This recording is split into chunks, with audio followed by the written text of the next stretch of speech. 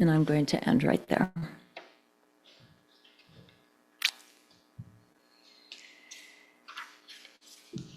Okay.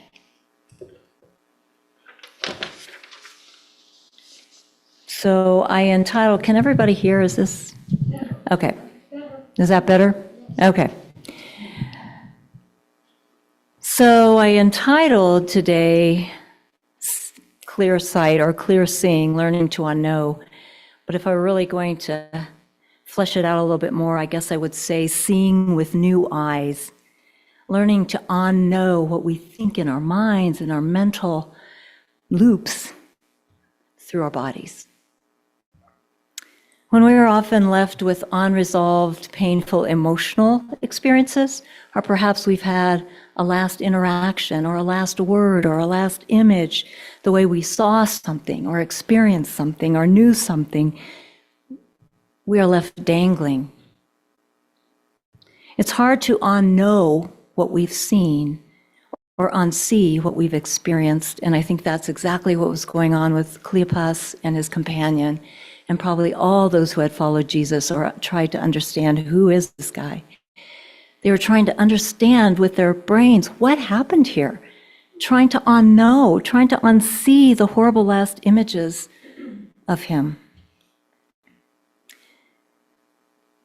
Well, how do you begin to imagine something new that can be possible when you're stuck in those places? Bessel van der Kolk, who's a Dutch psychotherapist, talks about the body keeps score, which is a fascinating thing to me, that the body actually is entrained to all the words, the nonverbal cues, everything that is coming at us in the world. Our body is trying to digest it at all times. The heart has this huge electrical field, so I hear, that is energetic, and it's constantly working with all this material that we get out in the world, and it's held there. And we know that as people who have suffered, as people who have experienced trauma, as people who have experienced things they cannot let go. And so these guys are just, I think it was a guy, Cleopas, and companion, might have been a woman, or a they, and they were walking, dangling, with trying to understand the events of the day that had just happened. Actually, yesterday, the women had gone to the tomb. What had happened, this cruel handing over of Jesus, this lightning speed imperial trial, and then the swapping out of prisoners, and then the sending of him to the cross, this horrible barbarian crucifixion tool that the Roman Empire used. And alongside that, or intermingled, was this swirl of politics and religion, how that had all gotten involved, who had handed him over, that he was a Jewish rabbi, and then the stench of imperial power, and many of them were hiding afterwards, the taste of terror in their mouths. And so even as these walkers were recounting every detail to this unknown person who came alongside them in great detail, he looked at them and said, you're foolish. Don't you understand this is supposed to happen? And actually there's a prophetic story in our scriptures that said there's something more to come, that he was coming into his glory, but they still didn't understand or see. But their bodies had been present to something that they hadn't yet been able to metabolize or digest. And this journey to Emmaus is only one of multiple accounts of people who had followed Jesus, who were trying to make sense of the events. But you know what helped them switch and begin to see differently, and to be able to unknow the horrible events that they had experienced? It was having physical, embodied encounters with their risen Christ. Remember Mary Magdalene in the garden, who didn't understand who this gardener was until he said her name, Mary, and she fell down at his feet. In her heart, she saw him with her heart. And then there was Thomas the doubter. Remember Thomas, who they were all many of the disciples locked in a back room, and Jesus evidently walked through the door, and Thomas didn't believe that he had risen, and Jesus said, "Put your fingers right here in my wounds." And then he believed. And then when we haven't quite yet come to where the band of disciples, Peter, James, and John, and others, went back to their fishing life, and they were out on the Sea of Tiberias fishing, and Jesus was walking along, this apparition or this person or this being or this risen embodiment was walking along on the shore saying, "Hey, are you catching any fish?" And they're like, "No." And he said, put your nets on the other side. And so they did. And as they were busy hauling in this bumper crop of fish, Peter, suddenly the scales fell from his eyes in this embodied experience. And he jumped in the water, is what it said, and raced to the shore to meet his beloved teacher. Suddenly, their somatic body knowing interrupted their mental loops. And they could see something with new eyes.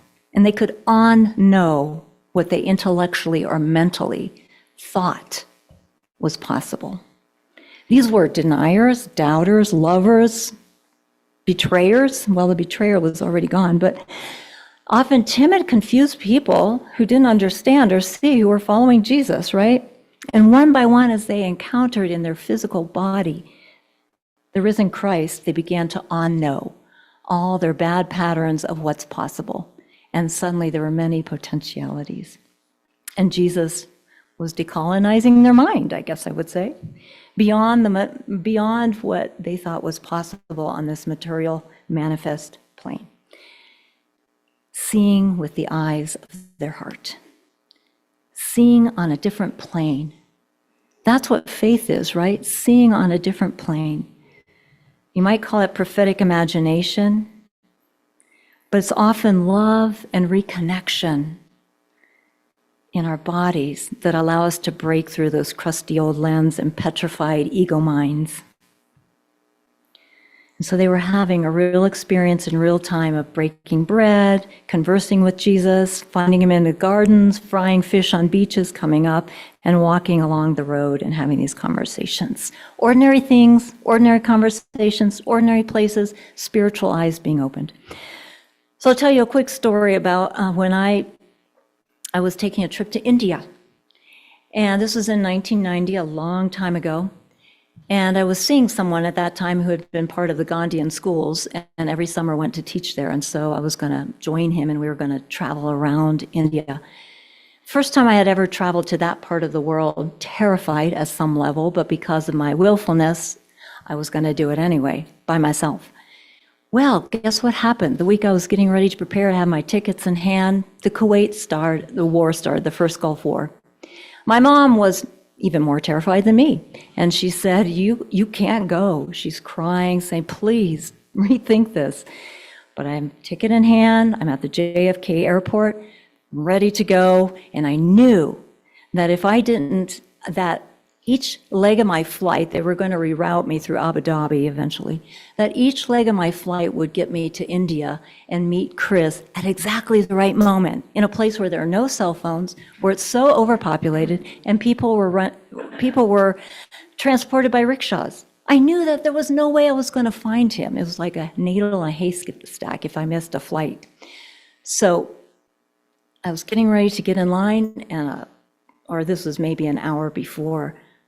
The speaker, over the loudspeaker, came an announcement that my flight had been canceled to Heathrow. And I knew if I missed it, it would be maybe a day or days before I got there. And how in the hell was I going to connect with my flights over there? And so some brazen idea came to me. You're going to get on that plane anyway, because there was one plane going. And they said, if you aren't on that plane that was canceled, if you're on that plane that was canceled, come to the ticket counter and re-ticket yourself. Instead, I went in line, and I'm standing there in line waiting to get on. And just as I got up and I was like, I'm going to beg, I'm going to tell them what's going on. There's no way I'm not getting on that flight. The one agent is tearing off the tickets, and she turns to the other one. She says, make sure nobody on this flight, this canceled flight is in line here. And she tears off the ticket and gives it to me, and I get on that plane. No kidding. I made it to Heathrow. I was rerouted. I got to India. And in that physical experience, in that moment, there was something that broke open in me.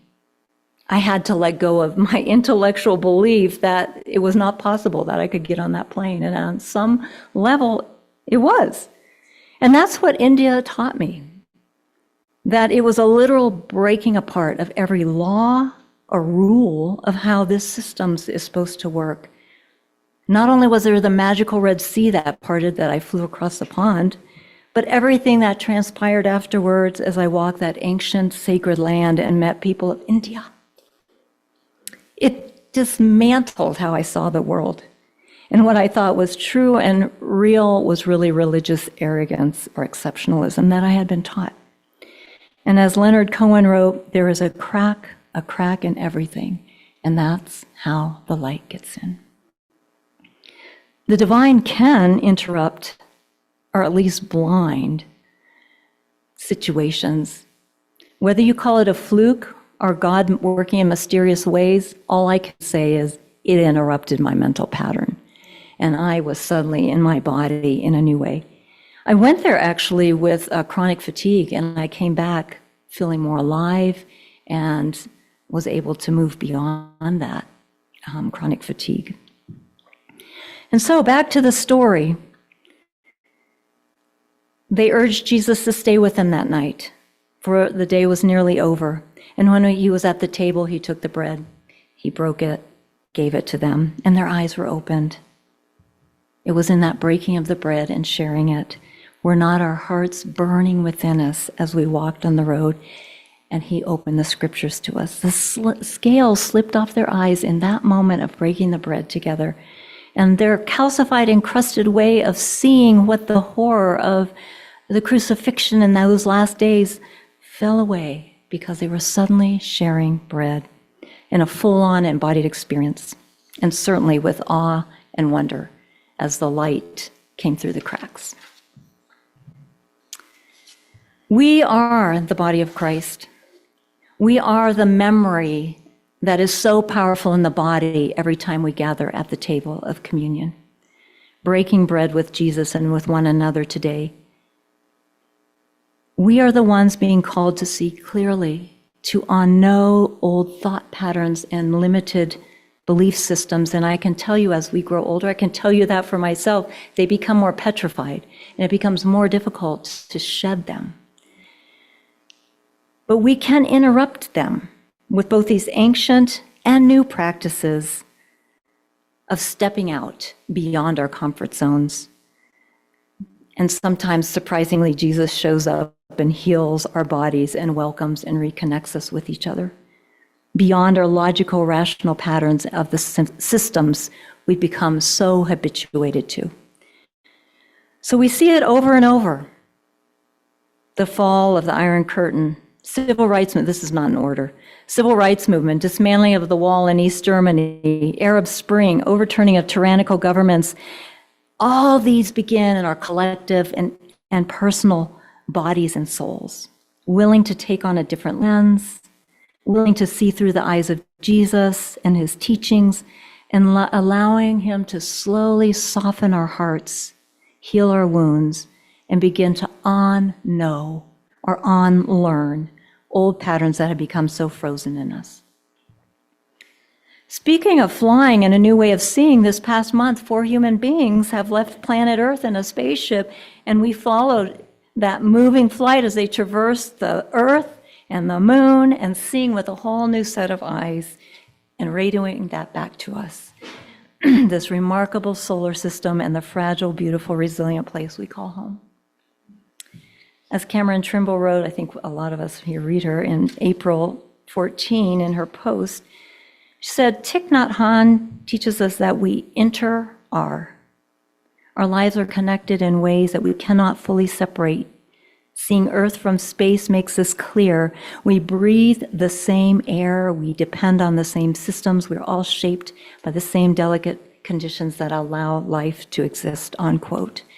We are bodies connected to this whole web of life that is, and to one another.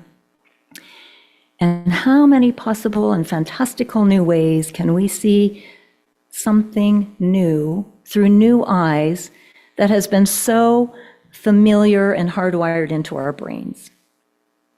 How?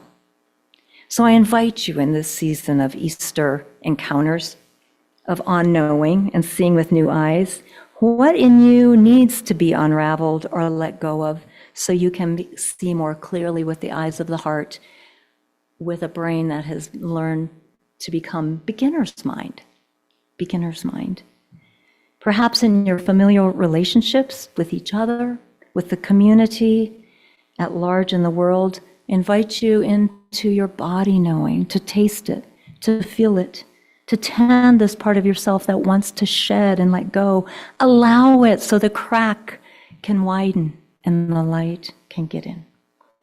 And then perhaps as we break bread in this co-arising, our hearts can burn and burn and burn with new joy and new excitement and new tears of gratitude and love. May it be so.